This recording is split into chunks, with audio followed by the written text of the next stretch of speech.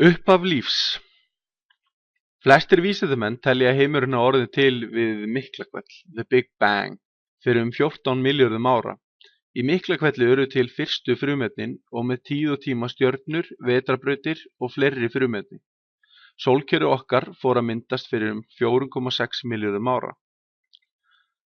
Elstu steingervingar sem fundist hafa eru 3,5 milljarða ára gamlir, en líf hefur sjálfsagt verið til í einhverri mynd enn fyrr. Forsendur þess að eitthvað sé kallað lifandi er að það hreyfist, vaxi eða þroskist, fjölgi sér og svari áreiti og að því eigi sér stað efnaferli, til dæmis næring sem breytist í orku. Það er erfitt að segja fyrir víst hvernig líf var til á jörðu.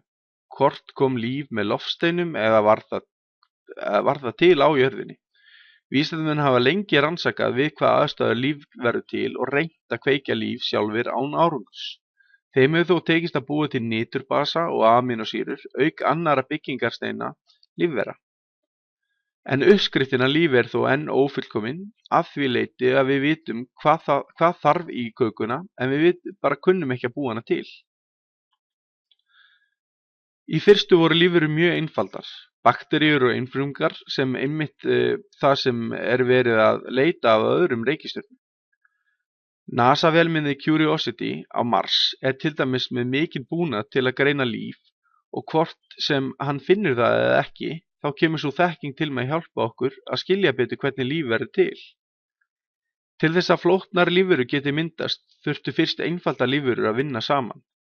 Hvatberar, frumukjarnar og grænukorn eru dæmi frumulíffæri sem myndast hafa úr öðrum lífverum og komið saman til að mynda stærri og flóknari lífverur. Líf þróaðist þannig að einfaldar lífverur aðlögust umhverfi sínu og tóku breytingum. Þannig urðu þær með tíð og tíma fjölbreyttari. Það er hægt að ímynda sér af hverju lífverur tóku breytingum og hvernig þær gerðu það og að fjölbreyttar lausnir á hinum ýmsum vandamálum geta leitt til enn meiri fjölbreytni í lífinu. Það eru til fullt af dæmum þessa fjölbreytni lífsins í kringum okkur og með því að skoða það sem er núna í náttúrunni og bera það saman við steingervinga, þá er hægt að skrifa sögu lífsins frá dagsins í dag til fyrstu lífveranna og sjá að við erum öll tengd fjölskylduböndum.